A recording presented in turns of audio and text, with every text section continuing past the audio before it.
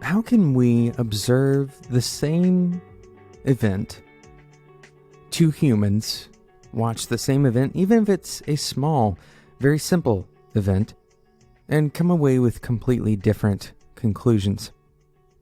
That's what we're talking about in today's episode. My name is Jonathan Cottrell, and you're listening to Developer Tea.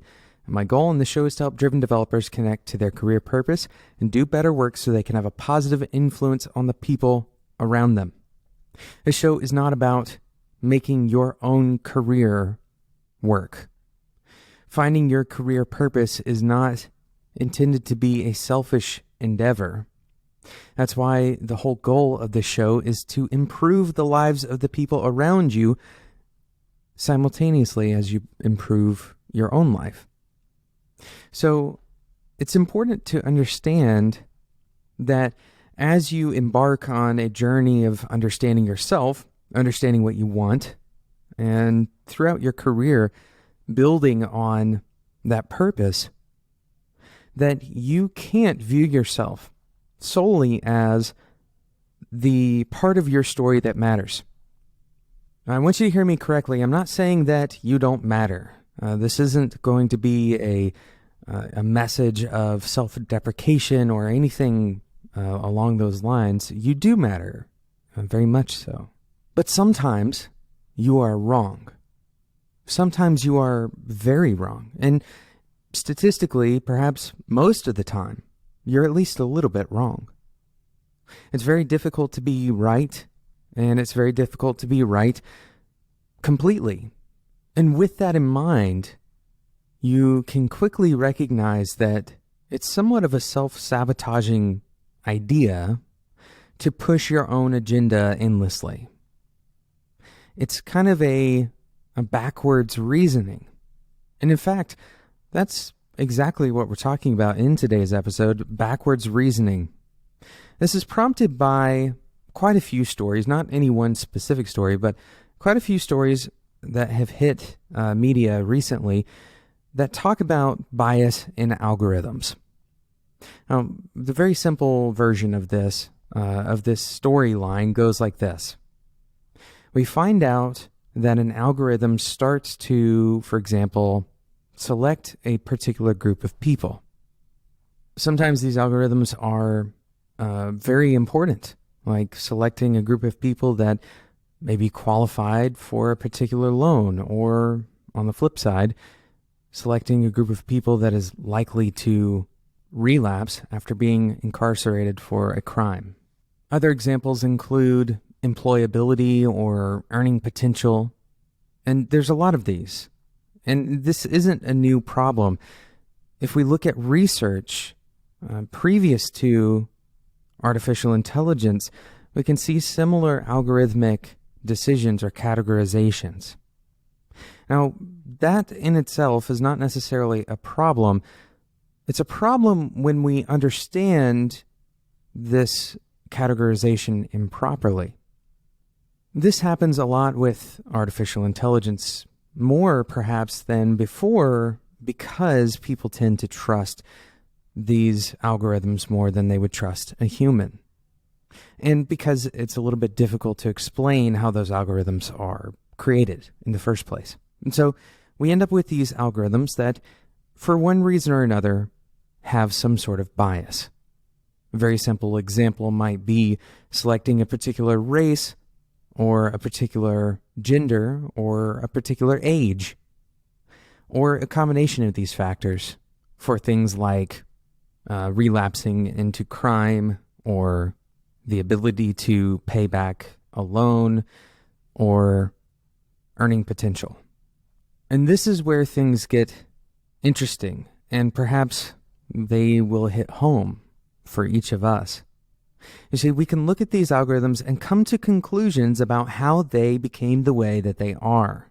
As developers, we might understand that these algorithms are based on perhaps some kind of machine learning, where we take some historical data and plug it in and use various categorization in order to build a future forecasting model. But when we describe these algorithms and use them when we use this information in a way that has built-in assumptions, well, it can be damaging. I'll give an example.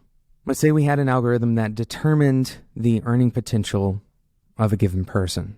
And we can see very clearly that the earning potential of a female is lower than the earning potential of a male. Now, describing exactly why this algorithm predicts this unfortunate reality, that's where our backwards reasoning can come into play, and where two people can look at the same algorithm, the same output, and have totally different opinions on what exactly is happening. For the informed person, you know that this is a long historical issue, that the bias that is built into society hasn't necessarily been fixed, and certainly not long enough to affect the algorithm. And so you'd have to create an algorithm that correctly accounted for those cultural biases. However, many people look at the algorithm, or they look at this data set over time, and they ignore the possibility that there was bias that caused the data to be the way that it is. And here's the point. We don't want to stay on algorithms for the sake of the episode, because that's really not the only problem that we face when we're dealing with our own opinions. When we believe the stories that we assume, and when we create reasoning when we're observing something, sometimes that reasoning doesn't have all of the context it needs to be accurate. And perhaps we never have all of the context that we need to be totally accurate. And so what should we do? How can we observe the world around us, observe what is happening, and form valid, useful opinions? Perhaps this is close to impossible, but it's important to recognize, as we've said on many episodes before, that when you combine multiple people's opinions, you're not necessarily going to eliminate bias, but you may find where those biases exist. You're more likely to find where those biases exist. And remember, at the beginning of this episode, we said that this isn't about creating your own story for your own sake. This is about you recognizing that your success is not only not just about you, but it can't even happen with just you. You must rely on the people around you. Because the truth is, these stories that we tell ourselves, we've talked about this before quite a few times on the show. In fact, we had an episode called Stories We Tell Ourselves. The stories that we tell ourselves and the things that we observe in our perception, these are all very convincing things. It's very easy to believe what we perceive. It's very difficult to question what we perceive and to try to gain insight from the perceptions of others. But this is critical to success, not only as a developer, but really as a human being. And so for you to be successful and to truly uncover that personal career purpose in your life, you have to start by perhaps humbling yourself, recognizing your propensity for error, and then taking steps to avoid or at least support that reality. Not avoiding the reality itself, but avoiding the pitfalls of that reality. Supporting where you will fall short by relying on others in your path, relying on the people that you collaborate with, and reminding yourself always that whatever belief that you do hold it loosely. Remember that you have some belief that you're holding now, that when somebody presents to you some kind of evidence, some kind of information, some reason to change that belief, that if you continue to hold on to it, you'll likely be hurting yourself. You'll be avoiding becoming better, improving. Be willing to change the belief about why, for example, those algorithms, they ended up that way. Be willing to change your belief about the right way to write code, the correct framework to use, the correct approach to use. Be willing to change your beliefs about virtually everything that you encounter in your career. Now, this isn't a plea to tell you to change your beliefs constantly. This isn't me telling you that everything that you believe is wrong, or that you will always be wrong. This is me telling you to band together with others and to adopt a mindset of growth, adopt a mindset of change. Give yourself the freedom to reject things that you once accepted.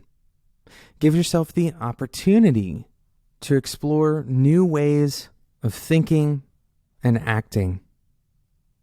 I can tell you this open, growth-oriented mindset is perhaps the most important thing that you can adopt. And very likely, if you're listening to the show, you're already open to this idea, but it takes a true mindset shift. It takes being wrong and confronting that wrongness many times before you really understand the value of that humility. So I encourage you to seek situations where you may be wrong. Seek situations where there are other people with differing opinions from you. Find places to test those beliefs and to test those methods. And if you feel like you can't test those beliefs and test those methods, that fear is pointing you to something. It may be pointing you to a new job or a new career. More than likely, it's pointing you to a conversation, a discussion about why change is so threatening. And perhaps that discussion is one that you just have with yourself. Perhaps you need to investigate why you feel threatened by the prospect of changing your beliefs, changing your methods, changing anything. Thank you so much for listening to today's episode of Developer Tea. I hope that this has been both encouraging and convicting and also inspiring. I really believe that the people who are listening to the show, that your mind is open to this kind of thinking, and I encourage you to explore new ways of practicing your craft as a developer, finding the places where your beliefs need to be kind of tested. Thank you so much for listening. If you enjoyed today's episode, I encourage you to subscribe in whatever podcasting app you are using right now. That's the best way to make sure you don't miss out on future episodes just like this one. We are approaching 600 episodes of this show, so of course we are delivering a lot of content on Developer Tea, and it's going to continue. So again, if you don't want to miss out on future episodes, I encourage you to subscribe in whatever podcasting app you're using right now. Thank you so much for listening, and until next time, enjoy your tea.